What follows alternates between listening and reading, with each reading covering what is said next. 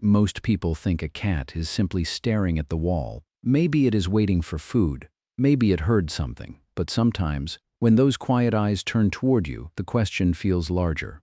What if something inside that small animal is not only watching the room, but watching you? You, cat, can sit in silence for minutes that feel strangely human. No performance, no drama, just stillness. And inside that stillness, it becomes difficult not to wonder whether your cat is simply reacting to life or quietly experiencing a version of it beside you. Humans often test animals with mirrors, as if vision were the only doorway into self-awareness. But a cat does not build its world the way we do. Its universe is made of scent pressure, movement, warmth, and memory. A mirror may show a face, but not a life. When a cat sees a reflection, it may not care about the image at all. The glass has no scent, no breath, no body heat, no history. To the cat, the stranger in the mirror may be less real than the old blanket carrying your smell across the room. If we asked cats who they are in their own language, the answer might not be visual. It might be hidden in the places they rub, the corners they return to, the blanket they claim, and the familiar trail they leave behind without ever knowing we are watching. Your cat may know itself less as an image and more as a pattern. A scent on the couch, a path along the wall, a trace beside the food bowl, a familiar presence returning to familiar places. Identity, for a cat, may be something the room remembers. There may be no dramatic moment when a cat thinks, "I exist," but that does not mean nothing is there. Awareness does not always announce itself. Sometimes it lives quietly in choices, preferences, hesitation, comfort, fear, and the places a cat returns to when the house becomes still. A cat knows the difference between your voice and a stranger's, between your footsteps and someone else's, between a safe hand and a hand that moves too quickly. That may not be philosophy, but it is not nothing. It is a private map of meaning. Your voice becomes more than sound. It becomes a signal. Food, comfort, irritation, return, bedtime, apology, a loneliness. Your cat may not understand every word, but it can learn the emotional shape of the person speaking, and that shape slowly becomes part of home. Sometimes a cat pauses before entering a room or approaching a person. That pause can look empty from the outside, but inside it, something is being weighed: distance, sound, memory, risk, trust. A small mind is deciding what it knows and what it does not. A closed door changes the emotional shape of a house. Your cat may wait beside it, touch it, listen under it, and decide whether the hidden space is safe. That is not random movement. It is uncertainty made visible in the smallest possible body. Animals do not need human language to hesitate. A cat that stops in the hallway may be doing something we rarely credit animals for. It may be checking its own information. Did the sound come from there? Is the person awake? Has the room changed? Every day, your cat makes decisions you never see. Which lap is safe? Which room feels wrong? Which window matters? Which human can be trusted today? These are small calculations, but they add up to a life that is not automatic. A cat may not think like a person, but it may still have an inner weather. Curiosity, alarm, comfort, frustration, attachment, boredom, expectation. The mystery is not whether cats behave. The mystery is what those behaviors feel like from the inside. We can describe a cat's senses, its whiskers, its ears, its night vision, its sense of smell, but we cannot step inside the feeling of being that cat. We can only watch the body, the choices, the stillness, and the eyes looking back. Your cat lives in the same home, but not the same world. The hallway is louder. The darkness is clearer. The couch is a scent archive. The kitchen is a map of routines. The house you walk through is only one version of the place. After midnight, your cat enters a world most humans sleep through. Pipes settle. Floors shift. Wind touches the windows. Distant engines pass outside. To you, the house is quiet. To your cat, the house is still speaking. The hardest question is not whether your cat reacts. It obviously does. The harder question is whether there is someone inside those reactions.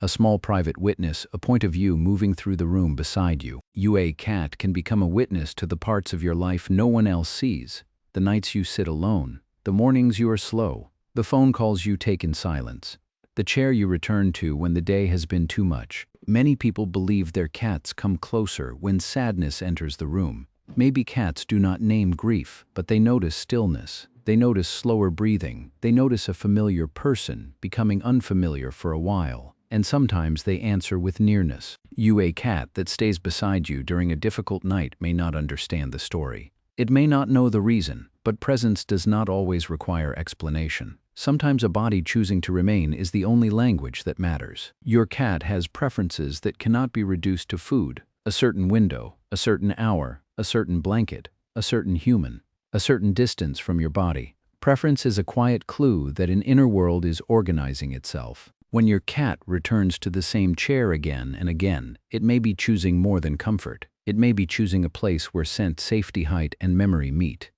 The chair becomes a landmark inside a private emotional geography. Over time, your cat may build a map not only of the house, but of you, your returning hour, your tired walk, your cheerful voice, your silent evenings, the way your life changes the air of a room before you say anything. Some cats react to a mood before a word is spoken.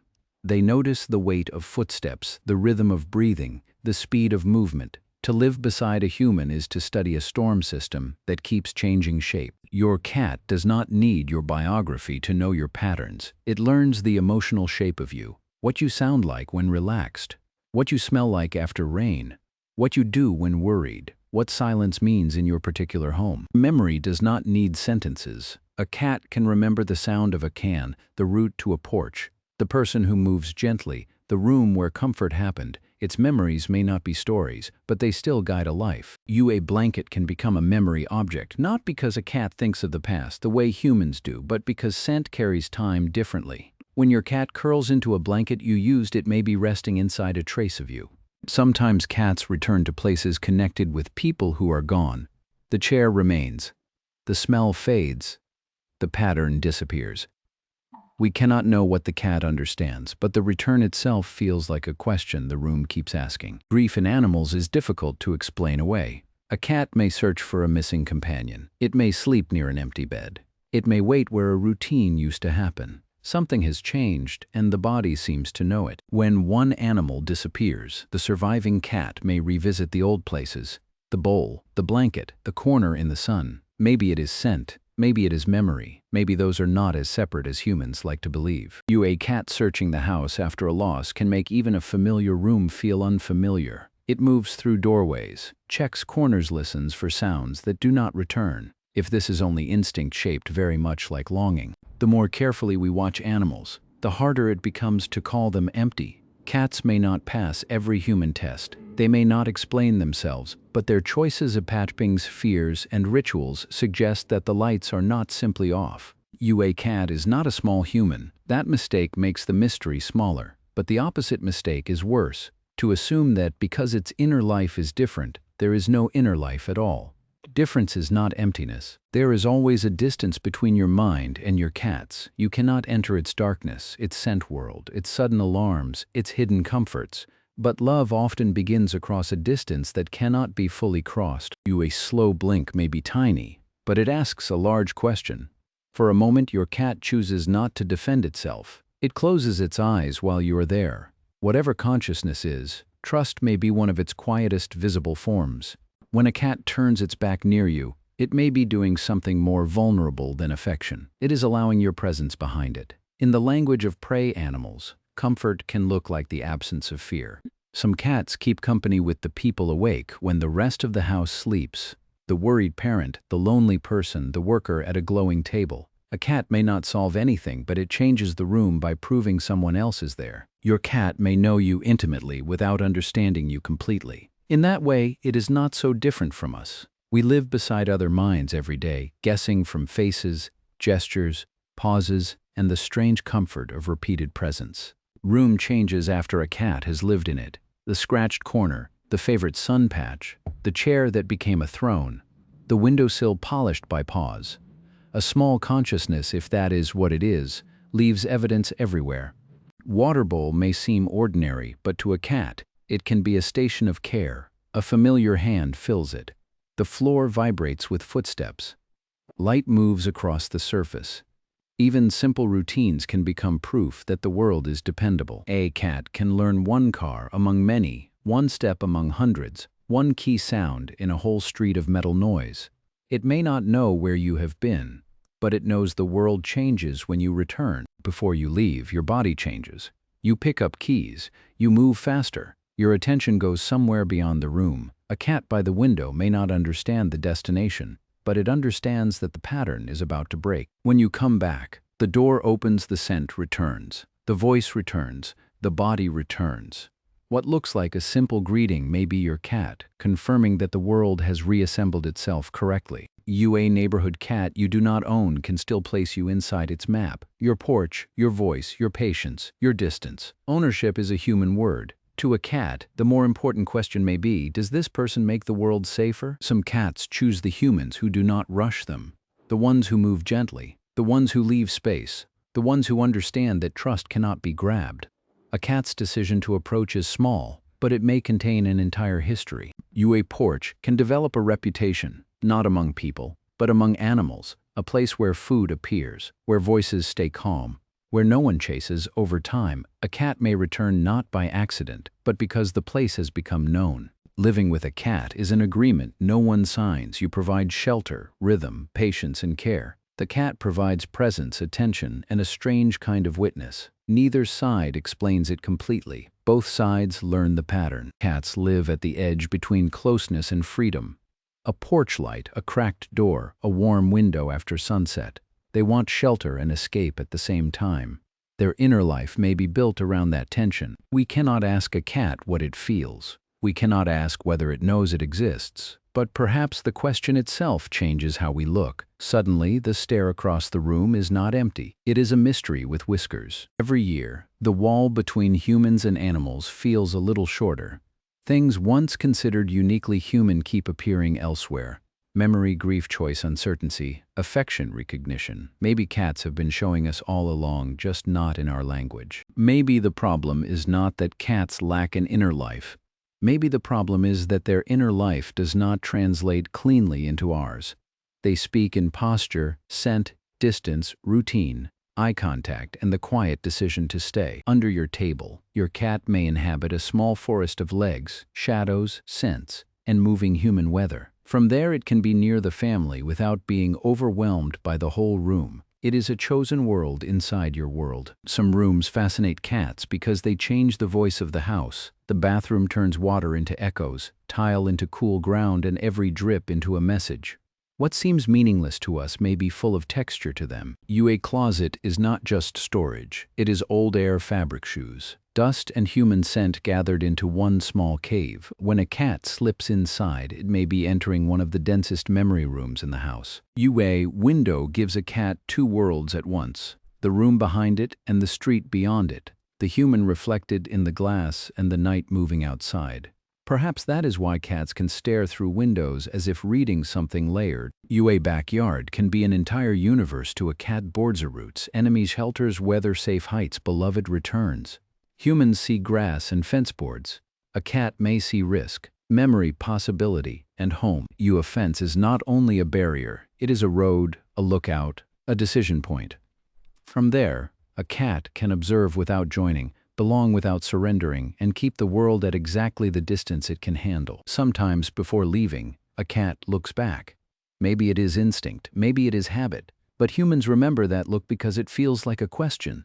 Did you notice me? Was I part of your world too? Your cat may not think about you the way you think about yourself, but that does not mean you are absent from its mind. You may be a sound, a scent, a rhythm, a warmth, a returning shape inside the map it uses to live. There is the person you think you are, and then there's the version of you your cat knows.